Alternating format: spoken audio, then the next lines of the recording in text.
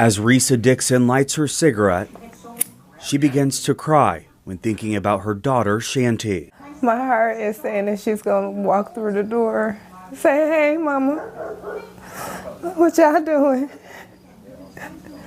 That's what my heart's saying, but I know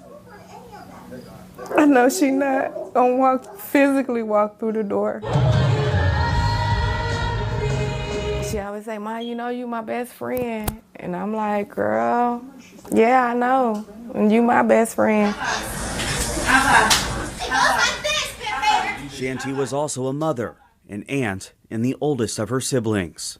You could not miss her presence because she was going to let you know when she come through the door. And when I say, "Hey, y'all, hey, y'all." And she made sure that her kids, her nieces, her nephews, her sisters, her brother, they knew that she loved them. Dixon says Chanti not only left an imprint on those she met, but also left them feeling loved. She was so selfless, so selfless. She would put herself in dumb positions just to help her friends out. So take that selfless and take that love. Y'all want to remember her, y'all get a heart. Y'all get a heart and show the love. Because that's what she would have wanted and that's what she would have did. This is where Chanti Dixon's body was found, in the woods on a dead-end street on Wagner Lane. It's also just a few feet away from her apartment. Police say 29-year-old Uber driver Francisco Valadez drove Dixon to the scene Sunday morning. Valadez told police he initially attempted to have sex with Dixon in the back of his car, but he got angry with her. He later admitted to police he shot her in the head in his car, then hid Dixon's body behind the concrete barrier. He also said he tried to have sex with her again. Dixon was found naked with a sweatshirt pulled over her head and arms, lying on her stomach. In this video, we break down the shocking murder case of Chanti Dixon, a 30-year-old Indianapolis mother who ordered an Uber ride home after work, only to be raped and killed by the driver. What began as a routine trip ended in one of the most horrifying crimes the city has seen in years. Chanti Dixon was a 30-year-old mother of two living in Indianapolis, Indiana. She had a 13-year-old son and a 10-year-old daughter. Her family described her as the type of person who brought everyone together. She was funny, outgoing, and protective of her younger siblings. She was also working hard to take care of her family. On the night this happened, Chanti had just finished a late-night shift and was headed home. Like many people, she used Uber for a safe ride. It was just after 3:30 a.m. on Sunday, September 8, 2024. She ordered her ride and got into a black BMW. That would be the last time her family ever saw her alive. When Chanti didn't come home, her family started calling her phone. There was no answer. By morning, they reported her missing. Her mother and siblings drove around looking for her. They checked hospitals and contacted police. At first, no one knew what happened. Chanti's phone was going straight to voicemail, and there were no updates in the app. The Uber ride had started, but it never showed as completed. Then, around 1 p.m. the next day, police responded to a call on the southeast side of Indianapolis. A body had been found in a wooded area near Wagner Lane. The woman was naked, had a gunshot wound to the head, and had no ID on her. Hours later, the coroner confirmed the worst. It was Chanti Dixon. Investigators moved quickly. Chanti's family gave them the Uber ride details and passcodes to her phone. Police pulled records from Uber, which showed who the driver was, 29-year-old Francisco Valadez. He was arrested shortly after. He was still in the Indianapolis area and driving the same BMW. Police brought him in for questioning. At first, he denied everything. He gave different stories about dropping her off, but eventually he admitted what happened. His confession would shock even the most experienced detectives. According to police records, Francisco picked her up from work around 3:30 a.m.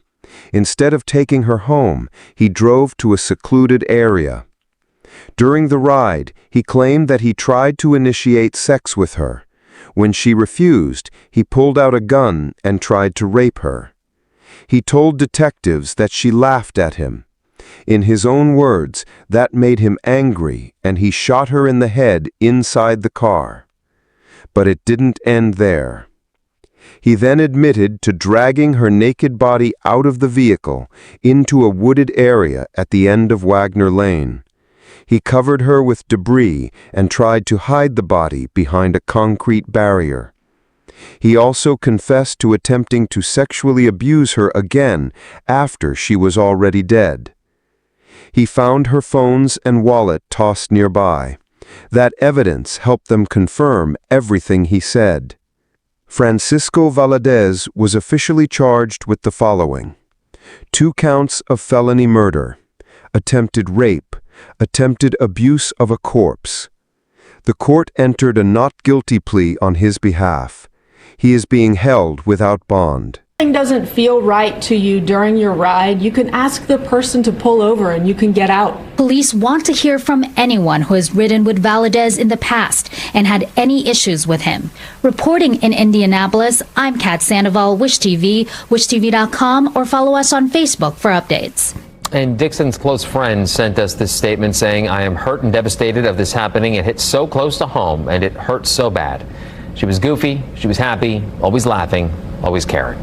She was a mom before anything, hardworking and dedicated to her goals. She was such a big impression on all around her." This is just disgusting all around, and it did not have to happen. This is a family that's been ripped apart. This woman is gone from the world unnecessarily. As a woman, this hits differently for me. Women, girls, mothers, they have a right to exist freely in our community without fear of something heinous happening to them. They have a right to walk, bike, order a rideshare without fearing something bad will happen to them. Friends say this video of Dixon seen on the right shows how happy she was. They didn't want to talk on camera, but one of her neighbors did. Because we all pretty much, we look out for each other here. And for that to happen is sad, and for it to be a ride share, that's really sad. You're not even safe getting a ride home. Neighbors tell me they've seen Dixon moving into this apartment. They've seen her with her kids and her dog. Horrific. Horrific. That didn't even, it doesn't even make sense. The girl, she just moved here. She ain't even been here a week. According to court documents, the evidence includes Chanti's phones, Uber trip data, GPS records, and Valadez's own confession. Police say the details were consistent with what was found at the scene. Prosecutors say they intend to push for the highest charges possible. Chanti's mother, Rise Dixon, spoke out after the arrest. She said her daughter didn't deserve what happened. She called the crime pure evil and said it shattered their entire family. She described Chanti as her best friend, someone who was full of life and joy. At a public vigil, she asked people to keep her grandchildren in their prayers and said she still couldn't understand how something like this could happen. A vigil was held today for Chanti Dixon, the woman who was found dead after getting in an Uber Sunday morning. Her driver later admitted to killing her. The community came out for a candlelight vigil and balloon release. Chanti's mother describes what the moment meant to her. I was just glad to see that she could physically see the love one more time. You know, that's what I was glad to see, because I know she's here and she's watching. So she got to see us give her love one more time. Risa says her family is doing as well as they can under the circumstances and that Chanti's children are still processing her death. Family and friends held a balloon release in Chanti's memory. They wore red and silver, her favorite colors, and shared memories of her as a mother, sister, and friend. Her younger brother said he still couldn't believe it. One day she was laughing with him, and the next she was gone. Her children were devastated. Her son kept asking why someone would hurt his mom. Uber confirmed that Francisco Valadez had been using the platform, but was immediately removed after his arrest. Chanti Dixon did everything right. She worked hard. She took care of her kids. She used Uber to get home safely. And yet she became the victim of one of the most disturbing crimes in Indianapolis in recent years. Her story is a reminder that violence can happen even in everyday situations. It's also a call to action for companies, law enforcement, and communities to do more to protect people. This isn't just a crime story. It's a tragedy that changed a family forever. If you found this video informative, please like, comment, and subscribe. Let us know your thoughts below. What do you think rideshare companies should do to prevent tragedies like this? Thanks for watching.